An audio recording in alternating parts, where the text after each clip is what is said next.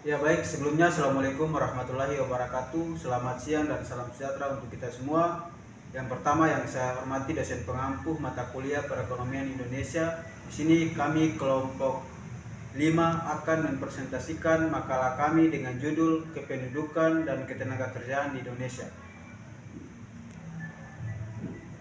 Mungkin saya silakan kepada pemateri yang pertama, dipersilakan. Langsung saja ke materi pertama, yakni latar belakang. Penduduk berfungsi ganda dalam perekonomian. Dalam literatur kuno, pada umumnya penduduk dipandang sebagai penghambat pembangunan.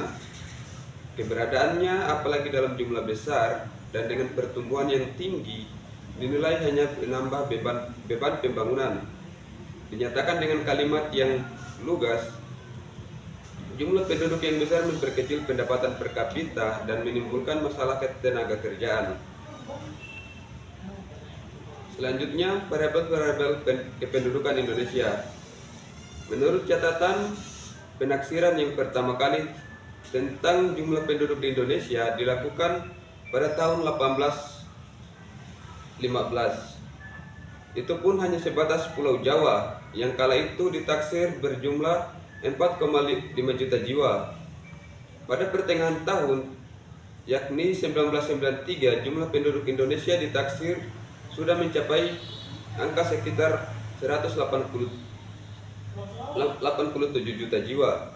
Dan di tahun 2024 meningkat menjadi 283.487.931 jiwa pada pertengahan tahun.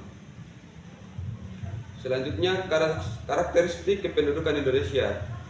Sampai dengan akhir Repelita 4, komposisi penduduk Indonesia menurut jenis kelamin diperkirakan tidak akan berubah. Penduduk perempuan masih tetap lebih banyak daripada laki-laki. Angka rata-rata harapan hidup meningkat dari 62,7 tahun pada akhir Pelita yang lalu menjadi 64,6 tahun pada akhir Pelita 4 yang akan datang. Baik. Terima kasih atas kesempatan yang telah diberikan oleh moderator. Saya akan melanjutkan materi kedua tentang ketenagakerjaan. Sering dengan pertumbuhan ekonomi dan perkembangan industri, melindungi hak-hak pekerja sangat penting untuk mengurangi eksploitasi dan ketidakadilan dalam hubungan kerja. Perubahan dalam komposisi ekonomi seperti peluasan sektor industri dan jasa berdampak kepada kebutuhan akan undang-undang ketenagakerjaan.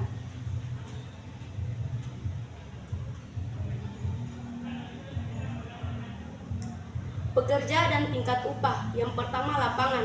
Status dan jenis pekerjaan lapangan. Pekerja utama bagi rakyat Indonesia masih di sektor pertanian. Dan yang kedua, jam kerja. Menilai seseorang bekerja ataukah menganggur semata-semata berdasarkan apakah ia mempunyai pekerjaan atau tidak, sesungguhnya kurang memadai. Dan yang ketiga, tingkat upah.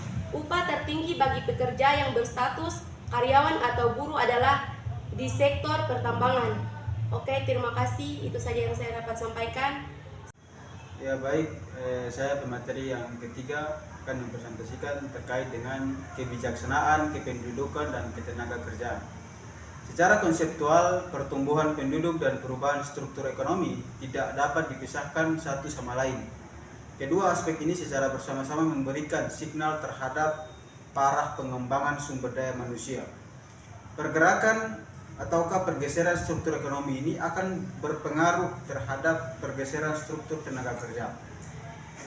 Selain itu juga sasaran konkret bidang ketenagakerjaan. Yang pertama adalah tambahan angkatan kerja. Ada kurang lebih 69.899 orang lebih. Yang kedua, tambahan kesempatan kerja 68.647 orang lebih. Menurut status, ada yang berusaha sendiri, berusaha dengan keluarga, berusaha dengan buruh tetap, buruh karyawan, pekerja keluarga. Ini data yang digunakan ataukah menjadi bahan referensi dalam materi penduduk dan ketenagakerjaan. Mungkin itu saja yang dapat saya sampaikan. Lebih dan kurangnya saya mohon maaf. Saya mewakili teman-teman kelompok 5 mengucapkan permohonan maaf yang sebesar-besarnya. Saya akhiri. Assalamualaikum warahmatullahi wabarakatuh.